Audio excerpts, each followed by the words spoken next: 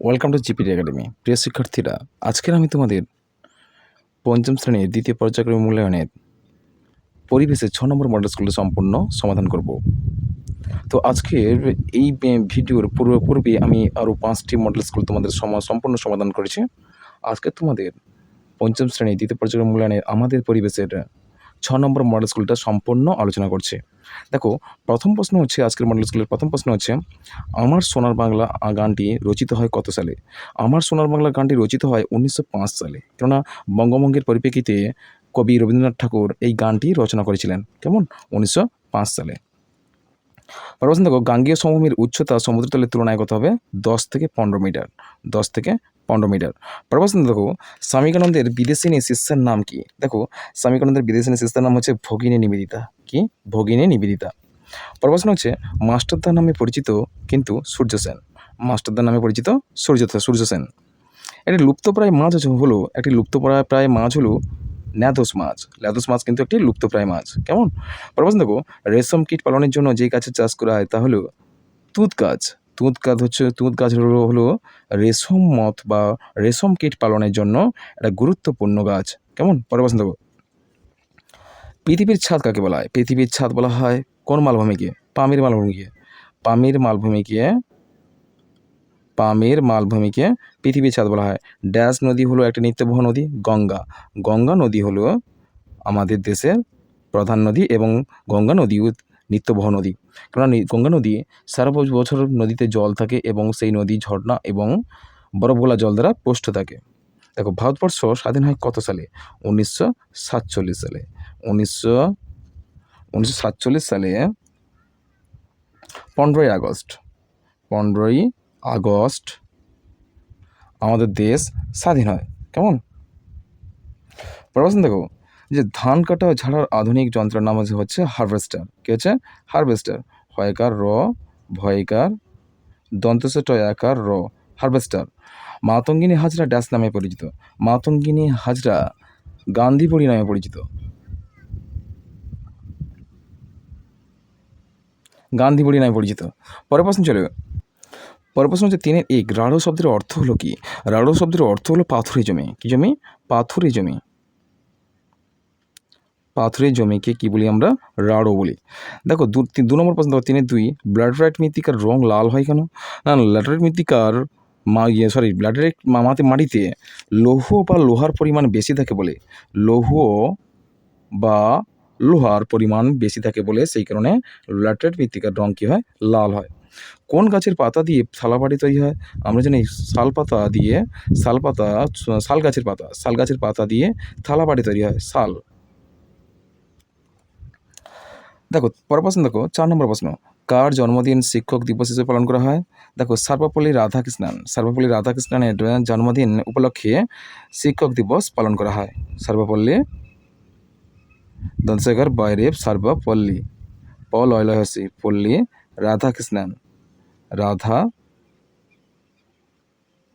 রাধাকৃষ্ণনের জন্মদিন উপলক্ষে আমরা শিক্ষক দিবস দিনটি পালন করি। পরের প্রশ্ন দেখো, 3-5, বেশি রাসায়নিক সার ব্যবহার করলে কী কুফল হয়? বেশি রাসায়নিক সার ব্যবহার করলে মাটির উর্বরতা নষ্ট হয়। মাটির উর্বরতা নষ্ট হয়। আর সেই সঙ্গে গাছের উদ্ভিদ বা ফসলও বেশি পরিমাণ ফলবে না, গাছের বৃদ্ধিও বাড়বে না এবং গাছের গ্রোথ বা পুষ্টির গুণ হ্রাস পাবে। প্রশ্ন দেখো, বাঁশের কেল্লা কে তৈরি করেছিল? বাঁশের কেল্লা তৈরি করেছিল তিতুমির বাঁশের কেল্লা তৈরি করেছিল তিতুমির। বেশ, পরের প্রশ্ন ছিল, নদীমাতৃক সভ্যতা কাকে বলে? দেখো, নদীমাতৃক সভ্যতা, নদীকে কেন্দ্র করে যে সভ্যতা গড়ে ওঠে তাকে আমরা কি বলি? নদীমাতৃক সভ্যতা। কেমন? পৃথিবীর প্রাচীন সভ্যতাগুলো নদীর তীরেই গড়ে উঠেছে। যেমন সিন্ধু নদীর তীরে সিন্ধু সভ্যতা। তারপরে হচ্ছে আরও দেখতে পাচ্ছি আমরা টাইগ্রিস এবং ইউফ্রেটিস নদীর তীরে মেসোপটেমিয়া সভ্যতা। কি বললাম? টাইগ্রিস এবং ইউফ্রেটিস নদীর তীরে মেসোপটেমিয়া সভ্যতা। আর তারপর নীল নদের তীরে মিশরীয় সভ্যতা। কেমন? সিন্ধু নদীর তীরে কী হয়েছিল? হরপ্পা সভ্যতা। 2 নম্বর টাইগ্রিস ও ইউফ্রেটিস নদীর তীরে মেসোপটেমিয়া সভ্যতা। আর 3 নম্বর তোমরা বলতে পারো মিশরীয় সভ্যতা, যে মিশরীয় সভ্যতা গড়ে উঠেছিল নীল নদের তীরে। কেমন?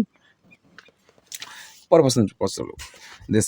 পরের প্রশ্ন বলছে, বঙ্গভঙ্গের প্রতিবাদে বাংলার মানুষ কি করেছিল? বঙ্গভঙ্গের প্রতিবাদে বাংলার মানুষ করেছিল, দেখো বঙ্গভঙ্গের প্রতিবাদে বাংলার মানুষ কী করেছিল, দেখো উত্তরটা হচ্ছে 1905 সালে বঙ্গভঙ্গের প্রতিবাদ মানুষ করেছিলেন নিম্নলিখিতভাবে। 1 নম্বর হচ্ছে ইংরেজদের বিরুদ্ধে লড়াই করেছিল। 2 নম্বর বিদেশি জিনিসের ব্যবহার ছেড়ে স্বদেশি জিনিস ব্যবহার শুরু করেছিলেন। চরকা কেটে সুতো বানিয়ে সেই থেকে নিচেরা কাপড় জামা বানায়।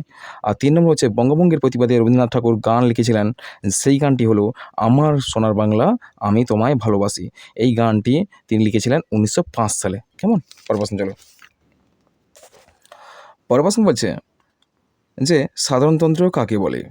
কবে এই দিবস পালিত হয়? দেখো প্রথমে সাধারণতন্ত্র দিবসে সম্পর্কে আমরা বলি। দেখো সাধারণতন্ত্র কথাটির অর্থ হলো কিন্তু জনসাধারণের শাসনকে। সাধারণতন্ত্র কথার অর্থ হলো জনসাধারণের শাসনকে বোঝায়।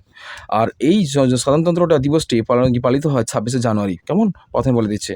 তারপর দেখো সাধারণতন্ত্র মানে হলো সাধারণ মানুষই দেশ চালাবে, রাজার ছেলে রাজা হবে এমনটি চলবে না। আজ যে সাধারণ লোক সেই পরে ভোটে জিতে সরকারের প্রধান হতে পারে। স্বাধীন দেশটি কেমন করে চলবে তার জন্য ভারতের সংবিধান রচিত হয়। Doctor B.R. আম্বেদকর অর্থাৎ বিনায়ক দামোদর আম্বেদকর নেতৃত্বে সংবিধান রচিত হয়েছিল। 1950 সালে 26শে জানুয়ারি ভারতের সংবিধান কার্যকরী হয়। আর সেই থেকে 26শে জানুয়ারি ভারতের সাধারণতন্ত্র দিবস রূপে দেশের সর্বত্র মর্যাদার সঙ্গে পালিত হয়। কেমন? পরের প্রশ্ন চলো যে লুপ্তপ্রায় মাছ সংরক্ষণের কয়েকটি উপায় আলোচনা করো। লুপ্তপ্রায় মাছ সংরক্ষণের কয়েকটি উপায় হলো, দেখো লুপ্তপ্রায় মাছ সংরক্ষণের উপায় হচ্ছে এখানে 4টি করে দেওয়া হয়েছে। দেখো কোনো মাছ লুপ্তপ্রায় তার তালিকা প্রস্তুত করতে হবে। আর 2 নম্বর হচ্ছে লুপ্তপ্রায় মাছ বাজারে কেনাবেচা বন্ধ করতে হবে। আর 3 নম্বর হচ্ছে লুপ্তপ্রায় মাছের ডিম বা চারা মাছ সব পঞ্চায়েতের মাধ্যমে বিলি করতে হবে। আর 4 নম্বর হচ্ছে লুপ্তপ্রায় মাছ ধরা নিষিদ্ধ করতে হবে। চলো পরের প্রশ্ন। ধাপ চাষ কাকে বলে?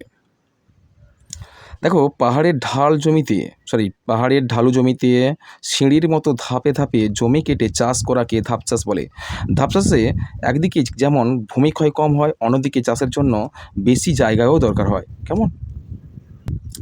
পরের প্রশ্ন দেখো, সুন্দরবন অঞ্চল সম্পর্কে ধারণা দাও।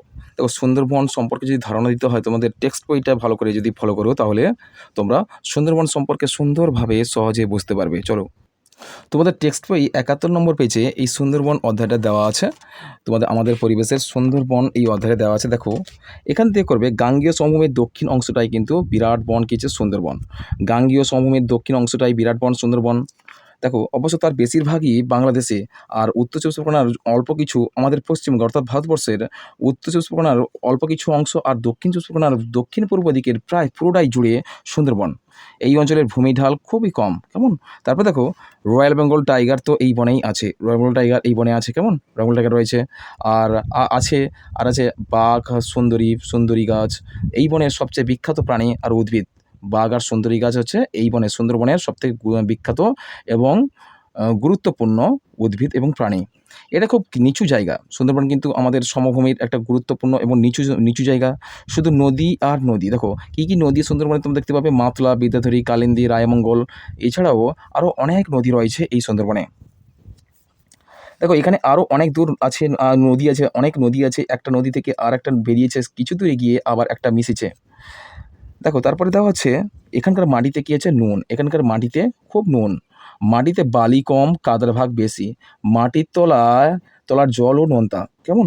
তার কারণও সমুদ্র। এখানকার মাটির নিচে জলের স্তরের সঙ্গে সমুদ্রের সরাসরি যোগ রয়েছে। আর বনের পুরোটাই সাগরের খুব কাছে। অনেক দ্বীপ রয়েছে। মানচিত্র দেখলেই ভালোভাবে বুঝতে পারবে কিন্তু এটা। কেমন? দেখো কী বলছে, এই সুন্দরবনে কতগুলো দ্বীপ, আর এই সুন্দরবনে যে অংশটা আমাদের ভারতবর্ষ তথা পশ্চিমবঙ্গের অংশে রয়েছে সেখানে রয়েছে। দেখো পশ্চিমবঙ্গের অংশটা হচ্ছে 135টি দ্বীপ রয়েছে পশ্চিমবঙ্গের অংশটা, আর বাংলাদেশের অংশটা পরের কথা। এই পশ্চিমবঙ্গের অংশে রয়েছে 135টি দ্বীপ আছে। আর তার মধ্যে 100টায় ঘন বন রয়েছে আর বসতি নেই কিন্তু। আর বাকি কিন্তু 35টা থেকে মানুষ রয়েছে। 35টি দ্বীপে মানুষ রয়েছে আর 100টা দ্বীপে কিন্তু কোনো মানুষ নেই। কেমন? আর এই 35টি দ্বীপের মধ্যে বন কেটে তারা বসতি স্থাপন করেছে। আর দেখো প্রচুর পলিমাটিওয়ালা জল ভাগীরথী, পদ্মা, অন্যান্য নদী দিয়ে বয়ে যেত। এই অঞ্চলের ভূমির ঢাল কম, তাই এই পলি জমে জমে দ্বীপ তৈরি হয়ে যায়। তারপর বন, এভাবেই 7-8 হাজার বছর ধরে এই বন গড়ে উঠেছে। কেমন? তারপরে দেখো বলছে নদীর জল কিন্তু কি হচ্ছে, নদীর জল আর সমুদ্রের জল মিশিয়ে আছে এই অঞ্চলে। ঈষৎ নোনা জল, ঈষৎ জল আর কাদায় জন্মায় এই ধরনের গাছ। কী আমরা জানি? সুন্দরী গাছ, গরান, গেওয়া, হেতাল। তাদের দুরকম মূল হয়। মাটির গভীরে যায় ঠেসমূল, যেমন কেয়া গাছে ঠেসমূল দেখতে পাই আমরা। একটা হচ্ছে তা গাছ খেয়ে মাটিতে আটকে থাকে। আর একরকম মূল মাটি থেকে উপরে উঠে তার সাহায্যে বাতাস থেকে অক্সিজেন নেয়, সেটাকে শ্বাসমূল বলা হয়। সেই শ্বাসমূল দেখা যায় কেবলমাত্র সুন্দরী উদ্ভিদের। আর এই ধরনের গাছকে ম্যানগ্রোভ জাতীয় উদ্ভিদ বলা হয়। এই ম্যানগ্রোভ জাতীয় উদ্ভিদ যদি তোমাদের প্রশ্ন আসে, এখান থেকে তোমরা কপি করতে পারবে। দেখো তারপরে কি বলা হচ্ছে, তারপরে বলেছে ওই ম্যানগ্রোভ গাছ দেখো যেগুলো হচ্ছে হেতাল, গোলপাতা, এখানকার জলে কামড় আছে কিন্তু হাঙর নেই। তোমরা চতুর্থ শ্রেণীর বইতেও একটা গল্পের বই বাদল আর মাদল বলে একটা অধ্যায় ছিল ইংরেজিতে, সেখানে তোমরা পড়ে নিতে জানবে যে সুন্দরবন সম্পর্কে অনেক কিছু দেওয়া আছে সেখানে ইংরেজিতে। খাঁড়ির কুমির আছে, খাঁড়িতে আছে কিন্তু উপকূলে নেই। ডাঙ্গায় মেঠো বিড়াল, বুনো শুয়োর, চিতল হরিণ আছে। এখানে 100 বছর আগেও চিতাবাঘ, জাভান গন্ডার, বুনো মহিষ, বারশিঙ্গা পাওয়া যেত। কেমন?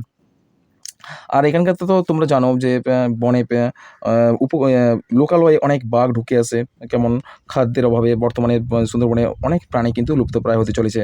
যেমন রয়্যাল বেঙ্গল টাইগার কিন্তু সুন্দরবনে প্রায় লুপ্তপ্রায় প্রাণী হতে চলেছে। কেমন? আর এছাড়াও এই বনে অনেক চড়া শিকারীরাও আক্রমণ করছে। সেই সঙ্গে কেন মধু এবং দামি কাঠ কিংবা প্রাণীদের কিছু মূল্যবান অঙ্গ বিক্রি করার লক্ষ্যে তারা প্রাণী হত্যা করেই চলেছে। তা কী লেখা আছে? এখানকার লোক সাধারণত কাজ করেন। দেখো চাষ, মধু সংগ্রহ, নৌকা তৈরি করা ও চালানো, মাছ ও মিন ধরা, কাঁকড়া শিকার।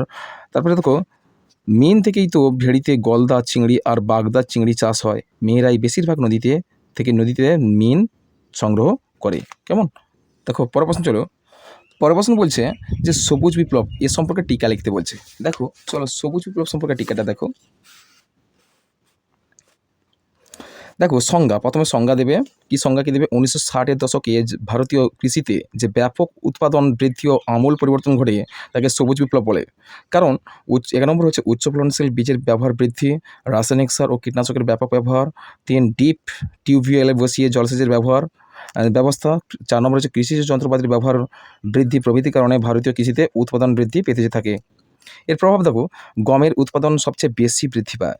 2 নম্বর হচ্ছে ধান, ডাল, তৈলবীজ প্রভৃতি প্রচুর পরিমাণে উৎপাদিত হয়। আর 3 নম্বর হচ্ছে খাদ্যের আকাল কেটে যায়, কৃষকদের আয় বৃদ্ধি পায়। কেমন? এইটুকু তোমাদের লিখে দিলে হবে। পরের প্রশ্ন হচ্ছে বাংলার স্বাধীনতা সংগ্রামী সম্পর্কে যা জানো লেখো। চলো এই প্রশ্নের সম্পূর্ণ আলোচনাটা দেখি। বাংলার স্বাধীনতা সংগ্রামে বিভিন্ন ব্যক্তি ও দল গুরুত্বপূর্ণ অবদান রেখেছে।